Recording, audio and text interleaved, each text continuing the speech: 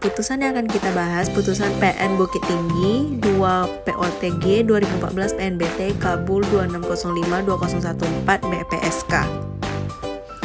Kita bahas para pihak dulu ya.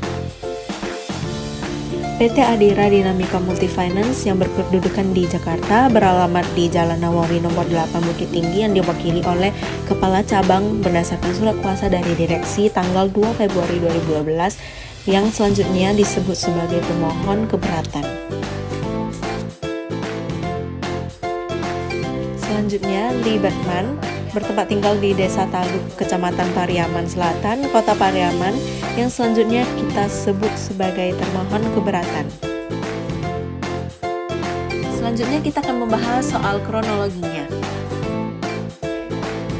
Nah, pemohon ini keberatan pada putusan Badan Penyelesaian Sengketa Konsumen yang dinilai memiliki kekeliruan di mana tidak mempertimbangkan semua dalil dan bukti yang telah pemohon yang dulunya ini tergugat ajukan dalam persidangan arbitrase pada Badan Penyelesaian Sengketa Konsumen atau BPSK. Nah, jadi BPSK juga telah melebihi batas kewenangan untuk mengadili karena memutuskan apa yang tidak dituntut oleh termohon dan juga memutuskan apa yang tidak menjadi kewenangan BPSK, dan majelis arbitrase telah sangat keliru dan keberat sebelah dan terkenang sewenang-wenang dalam memberikan putusan perkara akuo sebagaimana terlihat jelas dalam amar putusannya. Jadi BPSK Kota Bukit Tinggi ini dinilai tidak berwenang memeriksa dan memutuskan perkara akuo karena sesuai dengan ketentuan pasal 23 Undang-Undang Nomor 8 Tahun 1999 menyatakan bahwa gugatan konsumen dapat diajukan di tempat kedudukan konsumen, dan juga dijelaskan lagi dalam keputusan Presiden Nomor 108 Tahun 2004 tentang pembentukan Badan Penyelesaian Sengketa Konsumen yang menyatakan bahwa setiap konsumen yang dirugikan atau ahli warisnya dapat menggugat pelaku usaha melalui BPSK di tempat domisili konsumen terdekat atau BPSK terdekat. Nah, jadi berdasarkan fakta hukum bahwa konsumen berdomisili di daerah Kabupaten Padang Pariaman, sedangkan di Kabupaten Padang Pariaman, tepatnya di Kota Pariaman, telah ada BPSK, seharusnya menurut hukum konsumen mengajukan gugatannya di BPSK Pariaman tersebut, bukanlah pada BPSK Bukit Tinggi. Jadi berdasarkan alasan hukum tersebut, BPSK Bukit Tinggi tidak berwenang mengadili perkara akuo. Kemudian kita bicara soal amar, di mana amar putusannya pada halaman 22 yang melebihi dari tuntutan penggugat, padahal penggugat hanya menuntut sesuai gugatannya berupa pengembalian mobil, kerugian selama mobil ditarik yaitu 400.000 per hari, dan cicilan pembayaran akan dibayar setelah mobil dikembalikan kepada penggugat atau termohon keberatan. Nah, hal yang BPSK Bukit Tinggi putuskan apa yang tidak dituntut oleh penggugat atau termohon keberatan, yaitu yang pertama nyatakan sertifikat fidusia nomor W35400A H0501 tahun 2013 cacat hukum. Padahal sesuai dengan Undang-Undang nomor 8 tahun 1999 yang mengatur tentang tugas dan wewenang Badan Penyelesaian Sengketa Konsumen, dan khususnya pada huruf K dinyatakan dengan tegas bahwa salah satu tugas BPSK adalah memutuskan dan menetapkan ada atau tidak adanya kerugian dari pihak konsumen. Jadi dapat dijelaskan bahwa berdasarkan pasal 52 Undang-Undang Nomor 8 Tahun 1999 tersebut, BPSK Kota Bukit Tinggi tidak mempunyai wewenang untuk menyatakan sebuah produk yang dikeluarkan oleh negara, Kementerian Hukum dan Hak Asasi Manusia seperti salah satunya sertifikat fidusia dinyatakan cacat atau tidak sah oleh BPSK. Jadi BPSK ini memang tidak wewenang untuk menyatakan sertifikat ini cacat hukum. Nah, yang kedua, pemutusan perkara tidak berdasarkan dasar hukum melainkan logika dan emosional, karena dinilai bahwa BPSK Bukit Tinggi hanya menyalin pasal-pasal dalam buku dan literatur dan menyalin pendapat hukum orang-orang yang tidak jelas keahliannya dalam bidang hukum, dan juga majelis arbitrase sangat jelas sekali dalam seluruh pertimbangan hukumnya tidak berdasarkan fakta keadilan dan tidak mengacu pada tugas dan wewenang selaku majelis BPSK sebagaimana diatur dalam pasal 52 Undang-Undang Nomor 8 Tahun 1999. Kemudian yang ketiga, BPSK Bukit Tinggi ini dinilai tidak mempertimbangkan duduk perkara. Padahal Sebenarnya adapun duduk perkaranya adalah pada tanggal 27 November 2012 penggugat Libertman mengikat diri pada perjanjian hutang piutang dengan PT Adira Dinamika Multifinance sesuai perjanjian pembiayaan bersama nomor 062812200953 pada tanggal 27 November 2012 untuk pembiayaan satu unit mobil yang disengketakan dalam perkara ini oleh termohon keberatan, di mana satu unit mobil yang disengketakan oleh penggugat yaitu berjenis kendaraan Mitsubishi FE74HD, dan perjanjian tersebut telah mengikat bagi kedua belah pihak dan merupakan undang-undang bagi para pihak yang mengikatkan diri dalam perjanjian tersebut, kecuali jika adanya putusan pengadilan yang berkekuatan hukum tetap untuk membatalkan perjanjian pembiayaan bersama tersebut.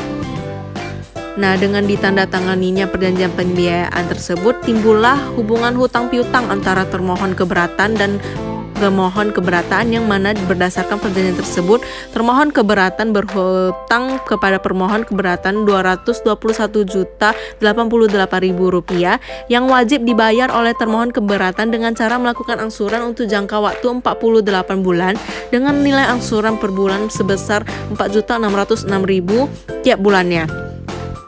Nah, jadi awal permulaan permasalahan ini dikarenakan saat termohon keberatan tidak lagi memenuhi kewajibannya sebagaimana yang telah diatur dalam perjanjian pembiayaan bersama, di mana setiap tanggal 27 tiap bulannya, namun pada angsuran ketiga hingga angsuran ke-9 termohon keberatan memprestasi atau cedera janji atau perjanjian aqua, di mana termohon keberatan tidak pernah melakukan pembayaran kewajiban angsuran tepat pada waktunya sebagaimana yang telah disepakati bersama, sehingga termohon keberatan telah melakukan cedera janji dengan tidak melakukan pembayaran angsurannya, maka pemohon keberatan melakukan upaya penagihan yang dimulai dengan melakukan penagihan melalui telepon dan juga telah melakukan penagihan secara langsung, namun termohon keberatan tidak mengindahkannya dengan berbagai alasan. Dan pemohon keberatan juga telah melakukan kunjungan dan penagihan melalui saudara Yotrialdi. Namun setiap kali dilakukan kunjungan, pemohon keberatan melalui saudara Yotrialdi tidak pernah melihat keberadaan unit aqua tersebut, dan termohon keberatan selalu mengatakan bahwa unit tersebut akan dibayar oleh kakaknya yang berada di Lintau. Nah, jadi dari sini sangat jelas bahwa termohon keberatan melakukan tindakan melawan hukum dan juga melanggar kesepakatan yang tertuang dalam perjanjian pembiayaan nomor 062812200953, bahwa termohon keberatan dulunya debitur dilarang untuk meminjamkan unit kepada pihak ketiga juga saat dilakukan investigasi dan penagihan di lapangan unit tidak pernah berada pada termohon keberatan, dan menurut termohon keberatan unit akan dibayar oleh saudara termohon keberatan. Ini juga membuktikan bahwa unit memang berpindah tangan kepada saudara termohon keberatan, atau unit hanyalah atas nama termohon keberatan saja, sementara yang menggunakan atau memakai dan melakukan pembayaran adalah saudara dari termohon keberatan. Kemudian termohon keberatan juga tidak kooperatif dan telah menunggak setiap bulannya, maka pemohon keberatan membuat surat kuasa penarikan kepada saudara Herianto tertanggal 9 Oktober 2013 dengan nomor 062813C08150 guna melakukan permintaan unit mobil aqua dimanapun unit tersebut berada, yakni saat dilakukan permintaan unit aqua tersebut berada di Jambi. Kemudian surat tugas penarikan yang atas nama saudara Herianto terlebih dahulu termohon keberatan dengan sadarnya telah menyetujui, memahami, dan kemudian menandatangani perjanjian pembiayaan dengan syarat-syarat perjanjian yang telah dipahami dan disepakati. Sehingga dengan jelas berdasarkan Undang-Undang Nomor 42 Tahun 1999 tentang jaminan fidusia tersebut, jelas bahwa penerima kuasa fidusia dalam hal ini PT Adira Dinamika Multifinance dan termohon keberatan dalam hal ini Libertman sebagai pemberi kuasa fidusia, bahwasannya jika termohon keberatan atau pemberi kuasa dalam hal ini melalaikan atau tidak memenuhi salah satu kewajiban sebagaimana ditentukan dalam perjanjian, maka termohon keberatan wajib menyerahkan unit mobil kepada pemohon keberatan, karena pemohon keberatan diberi kuasa yang tidak dapat ditarik kembali untuk mengambil unit tersebut dari termohon keberatan. Putusan BPSK nomor 01 PTS BPSK perkara DKT 3 2014 juga dinilai cacat hukum dan tidak memiliki kekuatan hukum. karena sesuai dengan pasal 55 Undang-Undang Nomor 8 Tahun 1999 tentang perlindungan konsumen yang menyatakan bahwa Badan Penyelesaian Sengketa Konsumen wajib mengeluarkan putusan paling lambat dalam waktu 21 hari setelah gugatan diterima. Akan tetapi faktanya baru diputus tertanggal 10 Maret 2013, sedangkan gugatan masuk dan terdaftar dalam Badan Penyelesaian Sengketa Konsumen Kota Bukit Tinggi dengan nomor register 08 BPSK Perkara XI 2013 tanggal 14 November 2013. Artinya perkara sudah melebihi 21 hari dan sudah hampir 5 bulan baru diputus. Oleh karena itu putusan perkara Aqua adalah cacat hukum. Alasan lain adalah bahwa halaman terakhir dari amar putusan perkara Aqua juga tidak dijelaskan kapan dan hari apa, tahun berapa diputuskan, dan tidak adanya stempel basah. Selanjutnya kita bahas posita dan petitum dan argumen para pihak. Bahwa yang pertama menerima keberatan dari pemohon keberatan, yang kedua menyatakan Badan Penyelesaian Sengketa Konsumen BPSK Bukit Tinggi tidak berwenang memeriksa, mengadili, dan memutus perkara Aqua. Yang ketiga menyatakan putusan-putusan Badan Penyelesaian Sengketa Konsumen atau BPSK Kota Bukit Tinggi nomor 01 PTS BPSK BKT 3 2014 adalah cacat hukum dan tidak mempunyai kekuatan hukum.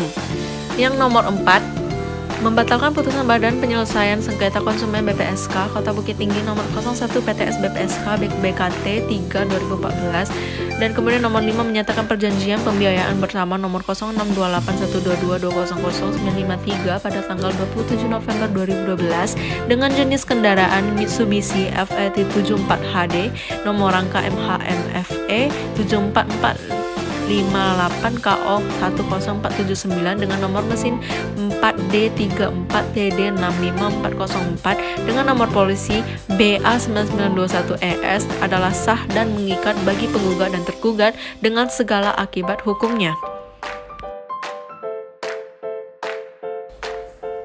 Yang keenam, menyatakan sah sertifikat jaminan fidusia nomor W35400AH 0501TH 2013 tanggal 31 Januari 2013 yang dikeluarkan oleh Kementerian Hukum dan Hak Asasi Manusia Kantor Wilayah Sumatera Barat.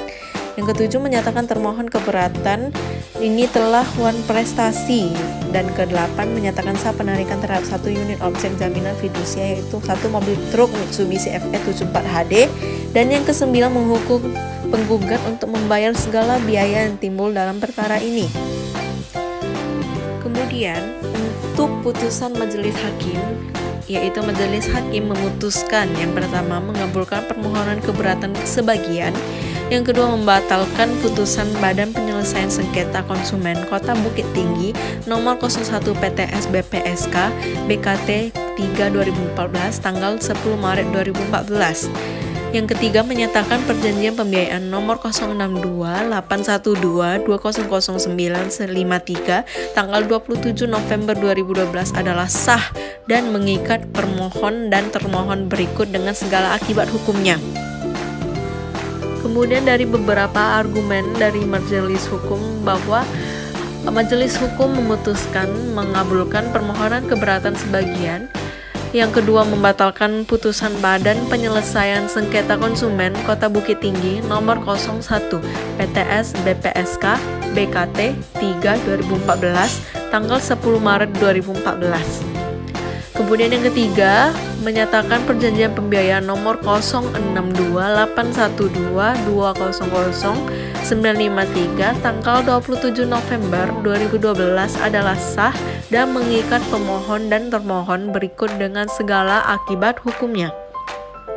Kemudian yang keempat menyatakan sertifikat jaminan fidusia nomor W35400 AH 0501 TH 2013 tanggal 31 Januari 2013 yang diterbitkan oleh Kementerian Hukum dan Hak Asasi Manusia Republik Indonesia Kantor Wilayah Sumatera Barat adalah sah. Yang kelima menyatakan termohon melakukan wan prestasi. Kemudian yang keenam, menolak permohonan keberatan selain dan selebihnya. Kemudian yang ketujuh, memerintahkan pemohon membayar biaya perkara yang sampai hari ini ditetapkan sejumlah 251.000.